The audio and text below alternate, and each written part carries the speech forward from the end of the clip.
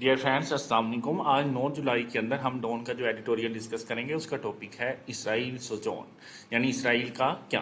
सबसे पहले हम इस एडिटोरियल की वो कैब पर डिस्कस करते हैं। पहला हमारा वर्ड है वो है डेलीगेशंस। डेलीगेशन मीन वफूद। नेक्स्ट है डेस्टीन्ड। डेस्टीन्ड मीन मुकद्दर। नेक्स्ट है कंसर्न। कंसर्न मीन फिक्रमंद होना। नेक्स्ट है सेटलमेंट। सेटलमेंट मीन आपस में बातचीत, निगोशिएशन। नेक्स्ट है नेम्ड। नेम्ड मीन पकड़ा जाना। नेक्स्ट है अथॉरिटीज। Authorities mean हुक्काम।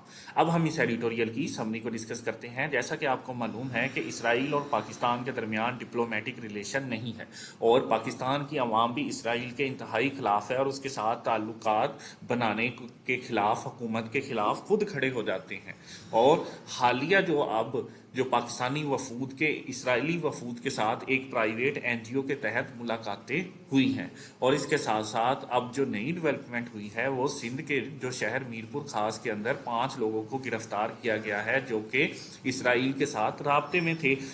बाद में पता चला है कि वो इसराइल के अंदर अपने काम कर रहे थे और कुछ अदारों की तफ्तीश के मुताबिक उनके खानदान भी इसराइल के अंदर है। अब पाकिस्तानी जो पासपोर्ट 1974 का जो एक्ट है उसके मुताबिक उन्होंने इस बात की खिलाफ वर्जी की है कि जिस मुल्क के यानी पाकिस्तान के किसी मुल्क के साथ डिप्लोमेटिक रिलेशन नहीं है तो उसका सफ़र नहीं किया जा सकता और ना वहाँ काम किया जा सकता है। अब उन लोगों के खिलाफ मुकदमा दर्ज कर लिए गए हैं। लेकिन इससे पहले परवेज़ मुशर्रफ ने अक़वाम मुत्तहिदा के इजलास के दौरान जो इसराइली रहनुमा एरियल था उनके साथ एक पुरजोश मुसाफा भी किया।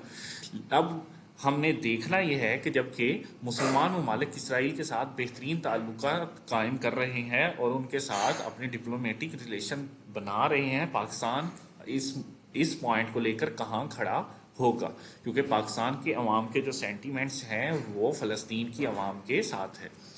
जो दफ्तर खारजा है उनका ये बयान आया है कि पाकिस्तान किसी भी सूरत इसराइल के साथ ताल्लुकात कायम नहीं करेगा जब तक कि फ़लस्तीन की खुद इरादियत को कायम नहीं किया जा सकता।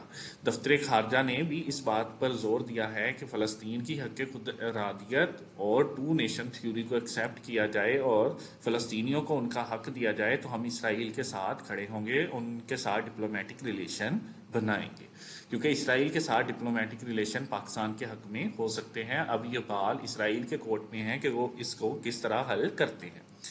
आपके ख्याल में इसराइल के साथ पाकिस्तान के ताल्लुकात कायम करना पाकिस्तान के लिए फ़ायदेमंद हो सकता है या नहीं? हमें अपनी आरा से आगाह करें। अगर आप डेली डॉन एडिटोरियल के साथ अटैच होना चाहते हैं तो स्कॉलर अकेडमी को विज़िट करें।